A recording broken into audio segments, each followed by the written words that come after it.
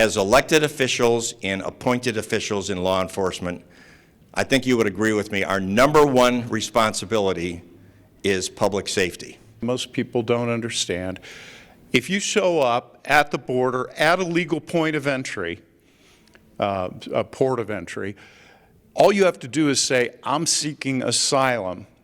They make no determination at the border. They give you a piece of paper and say, you need to come, you're going to show up for a hearing, and we'll see whether your claim for asylum is founded in the law and fact and reality, and whether you can seek political asylum here in America. And those dates have typically been 2 or 3 years, and now they're more than that away, and they're released. If they had done something what they should have done, my wife Peggy would have been still here with me today. So he got a life sentence plus 109 years on top of it without the possible of parole.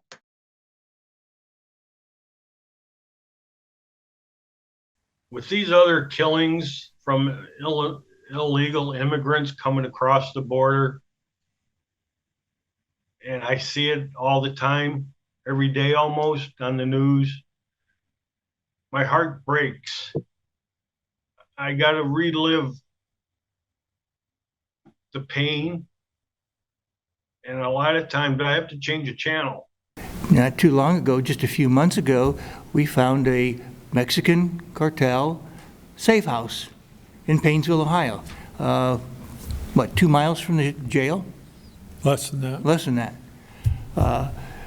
So the drug problem, the drugs that we're receiving are coming up from illegal aliens into Lake County.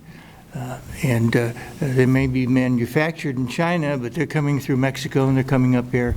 And it's the illegal aliens that are bringing them. And so if you don't think you have the drug cartels in your community, you're wrong. It's there. It's everywhere. For us, I think it's a pretty wide range of activity. You know, we're a large retail center. We've seen crime from illegals increase at the retail level. We're seeing increased drug activity running through our city. Just in the last couple of weeks, we've had some major drug arrests along Route 2 and Interstate 90. We're not doing is when we remove these individuals who are trafficking folks, they're bringing them here, they're essentially indentured servants, if you will. We're letting them go, and the only human being that trafficking victim knows is that individual.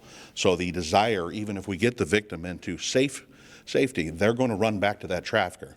But if that trafficker is detained in a larger facility, or we are detaining them on the basis of state funding, they don't have that opportunity to run back to them. There is a perception that most of the human trafficking by the community at large is street trafficking. And we are finding that the cartels have moved in, and this is becoming such an organized criminal activity that is going on. It is a business. We all know the motivation there is profit, nothing more. They consider the individuals that they are trafficking as a product and not an individual. The question was, in case you didn't hear, is about sanctuary cities. I was under the impression, and I will defer to the expert here, that it was not legal for Ohio to have a sanctuary city. Do you? Well, I don't think it's constitutional under Arizona versus United States. I candidly would love to see a law that preempts home rule in that matter and imposes a duty to for local law enforcement certified by the state of Ohio to cooperate with immigration authorities.